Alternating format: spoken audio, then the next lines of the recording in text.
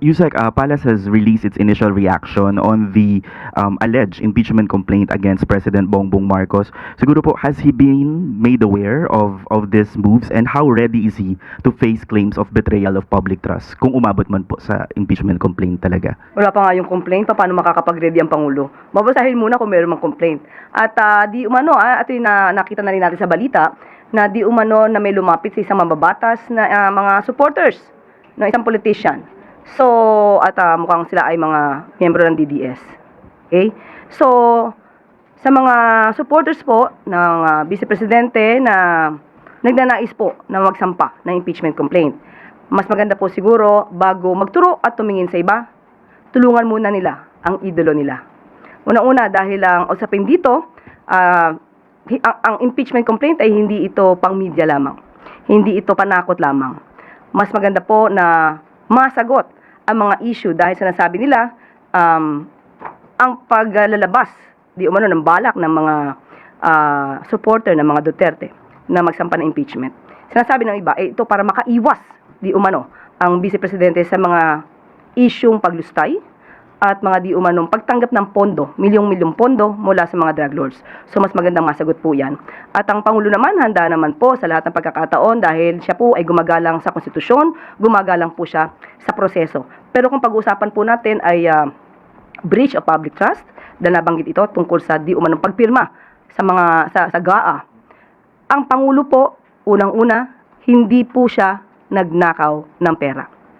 Pangalawa, siya po ang nagpapaimbestiga sa mga maaanumalyang flood control projects at maaaring naging sanhi ng korupsyon. Pangatlo, wala po siyang Mary Grace Piatos. Follow-up lang po. So sa mata po ng palasyo, si Vice President Sara Duterte o ang Duterte family ang nasa likod ng mga usap-usapan para ipa-impeach si Pangulong Marcos? Yan po ang inamin ng isang mambabatas. So sa kanya po galing yung sinasabing DDS po or Duterte supporter ang nais maghain ng impeachment complaint laban sa Pangulo. Balikan ko lang po yung impeachment against the Vice President. Ang sinasabi po ng Presidente ngayon ay managot ang dapat managot, as you said. I think we can safely say na ito po ay departure from his statement during the first impeachment complaint na sinabi niya hindi ito makakatulong sa ordinaryong Pilipino. Yan po ang posisyon na dati and he expressed opposition to the impeachment process. But it went on anyway dahil nga po proseso daw yun. What changed, ma'am, between the first impeachment complaint and the possible refiling of that same complaint? Kung ang Pangulo po ngayon ay nagsasabi na ang lahat ng sangkot ay dapat managot, wala naman po sigurong exemption. Kung may mga pagkakasala na gawa, dapat din po managot. Lahat dapat managot. Pero nung una po kasi sinasabi niya, hindi yan makakatulong sa ordinaryong Pilipino. Hindi pa siguro nakikita kung gaano kalawak ang maaaring naging issue noon. Follow-up mula kay Maricel Halili, TV5. Magandang umaga po, Yusek. Although your statement is clear, I wonder how confident is the President or Malacanang when it comes po doon sa support ng mga members ng Congress because we all know this is a numbers game. Sa ngayon, tiwala pa rin po ang Pangulo na meron pong pagtitiwala rin sa kanya ang mga mambabatas dahil hindi naman po gumagawa ng kamalian ng Pangulo. Siya pa nga po ang pumortekta, lalong-lalo na ng 2025 budget dahil bago po ma-release ang pondo, kailangan po may conditional implementation at yung tinatawag natin for later release na maraming umalma at ang sinabi pa ito ay First Lady reject. So, pinangalagaan po ng Pangulo ang ating pondo. Kaya sa mga matitino din po at maayos na mga mababatas, alam po natin kung saan sila gagawin. Gagawin sila sa matino at hindi sa mga kurakot. Ma'am, nung first time na lumabas yung issue ng impeachment against Vice President Sara Duterte, it was clear that the President does not want it to push through. Ganun pa rin po ba ang posisyon ngayon ng Pangulo tungkol naman doon sa bantang impeachment against the Vice President? Noong nakaraang linggo po ay nakausap natin mismo ang Pangulo at tinanong natin dyan. Dahil sinabi po natin, tinatanong na po ng MPC kung anong inyong magiging reaksyon sa mga nababalitang magsasampa ng impeachment complaint laban kay sa Vice Presidente. Ang tanging tugon lamang niya sa akin ay kung ano po ang pagtrato sa pag-iimbestiga sa flood control projects, mga anomalyang flood control projects. Ganon din po ang gawing pagtrato sa paggagawa or sa pag-iimbestiga patungkol dito sa impeachment complaint laban kay VP Sara. Sunod na tanong mula kay Alvin Baltasar, Radyo Pilipinas. Yusek, good morning. Yusek, may post si Mr. Montulfo doon sa kanyang Facebook page. At ang sinasabi, nakikipag-ugnayan umano yung BGC Boys kay VP Sara. At umaasa daw ang tatlo na ma-acquit ang Vice President sa ikinakasang impeachment. And kapag nanalong presidente, bibigyan daw sila ng executive clemency. Ano pong reaction niyo doon sa FB post ni Mr. Tulfo? Wala po kasi tayong personal na kaalaman sa kanyang nabanggit. Hindi natin kilala yung Tweety Bird ni Mr. Ramon Tulfo. Pero kung ito'y may katotohanan, sana man lang ay itong mga witnesses na maaari talagang mayroong alam sa katotohanan, huwag silang magpabudol.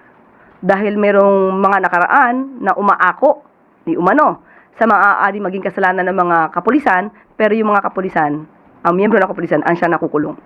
So sana huwag pabudol, dahil ang kailangan po ng tao ngayon ay katotohanan, maaaring sila pa ang maging susi upang lalo natin mapaglabanan ang korupsyon. At kung sila may makakatulong sa bansa, maaari naman sila maging state witness, depende po sa kanilang qualification. So wag lamang pong pabudol dahil kailangan po sila ng bansa. One more question on my part, Yusek. Anong reaction natin doon sa information na babawiin daw, magkakaroon ng retraction itong sila Hernandez, si Bryce Hernandez at si JP Mendoza sa kanilang affidavit sa naging participation nila doon sa flood control. And lumabas yung information na gano'n doon mismo sa interview ng kanilang abogado, si Atty. Ramon Esguerra. Sa ating pagkakaalam, parang hindi naman yata siya ang abogado ng dalawa, si Atty. Ramon Esguerra. Parang ang hinahawakan yata niyang kliyente ay si Senator Villanueva. Pero hindi naman yata po yung dalawa. Pero still, Yusek, lumabas yung information na babawiin daw ng dalawa yung kanilang ano. So ibig sabihin, nakausap niya na po yung dalawa. Yun ang, O may usapan na po ba sila? yun lang lumabas sa balita. Okay, again, wala po tayong personal knowledge on that. Pero muli, sa mga witnesses na maaari makatulong sa bansa, wag po kayong magpaloko dahil baka po lumabas na instant na kayo po ang maligtas dahil sa inyong mga katotohanang isisiwalat, kayo'y magamit at kayo pa ang mapunta sa kulungan. At ang inyong itinuturo na malalaking isda, sila pa po ang makawala. Follow-up question mula kay Ace Romero, Philippine Star. Yusek, may I just go back to your statement quoting the President about the impeachment kay VP Sara. Kung ano man ang pagtrato sa pag-imbestiga sa flood control projects, ganun din ang pagtrato sa pag-imbestiga sa impeachment complaint. May we get an elaboration on that? Ibig sabihin, managot ang dapat managot. Ano po ba ang laging sinasabi patungkol sa mga maanumalyang flood control projects? Kung may issue, kung sangkot, dapat managot. Ganon din po ang dapat na itrato natin sa impeachment complaint. Kung isasampa po ito laban sa Vice Presidente.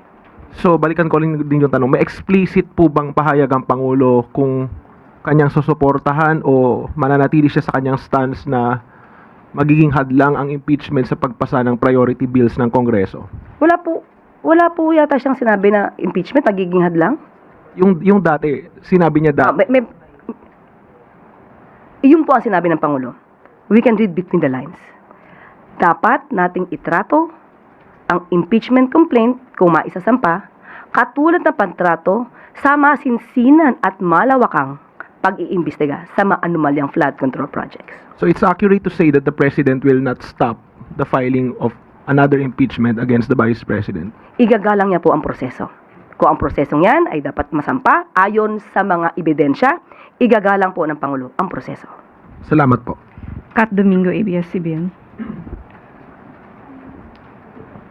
Yusek, can we get an update dun po sa whereabouts ni Zaldico and Harry Roque? Bakit po natatagalan tila yung pag-trace considering na medyo ilang months na rin po silang hinahanap and na-cancel yung passports pareho? Itatanong ko po yan sa DOJ at saka sa DILG.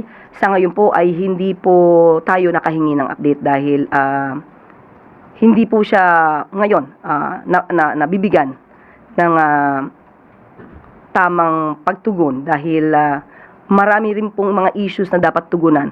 Pero sa ngayon po, at since ito po ay nai-open nyo, malamang po after this, ako po ay magtatanong at maghihingi ng update sa kanila. Yusek, nag-circulate po yung photo ni Harry Roque and Philippine Ambassador to Austria, Luli Arroyo. But it appears na 2023 pa, it seems, yung photo na yon. Did we get an update from our, or what updates did our ambassadors or consular offices in Europe provide? What updates did they provide to the national government in terms of the whereabouts of either Harry Roque or Zaldico? Patungkol po doon sa larawang nagsisirculate, patungkol po kay Harry Roque at kay Ambassador Luli Arroyo Bernas. Naalarma rin po ako, personal na naalarma ako. Pero nung nakita ko po yung larawan, mukhang hindi naman po siya yung kasalukuyang Harry Roque na magre-reflect doon sa picture. Doon po ay medyo malusog pa po siya at maayos pa po ang kanyang hairdo. So, nung tinanong po natin, lumalabas na ito yung 2023. At tinanong po mismo natin si Secretary Tess Lazaro kung anong katotohanan dito dahil nga mukha nababahiran ng pagbibintang kay Ambassador Luli Arroyo Bernas na dapat ay hindi kung wala naman talaga nagaganap.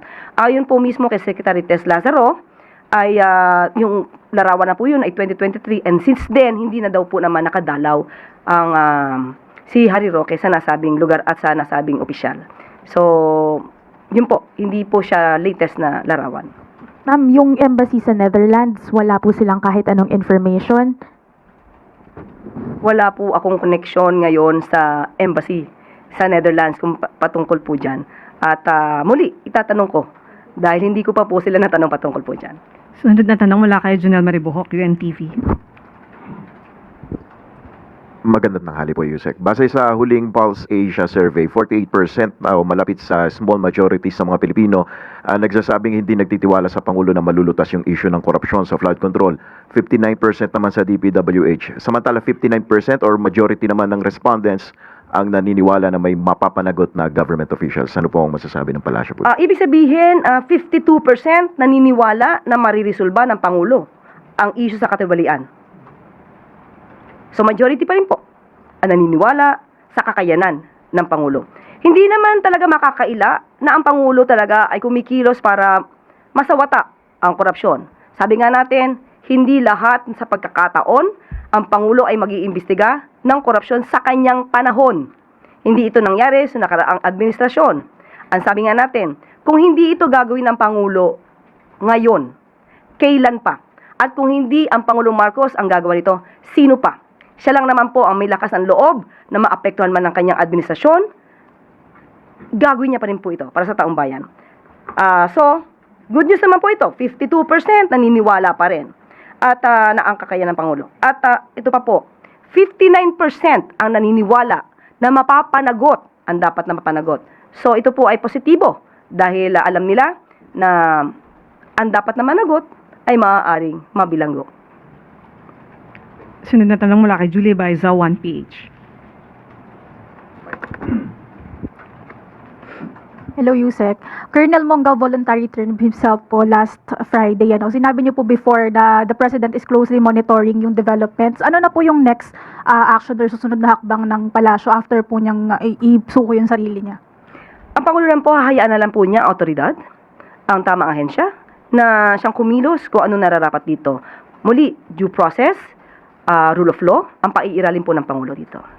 Inaasa na lang po ba natin kung ano yung magiging resulta ng investigasyon ng military po? Kasi nasabi nga niya na the President lost his moral ascendancy to be the Commander-in-Chief. Wala po bang other action or ipupush na sanctions yung Palas? Hahayaan po natin ang tamang ahensya kung magpapataw sila ng mga penalties or sanctions laban dito kay Colonel Mongao. Thank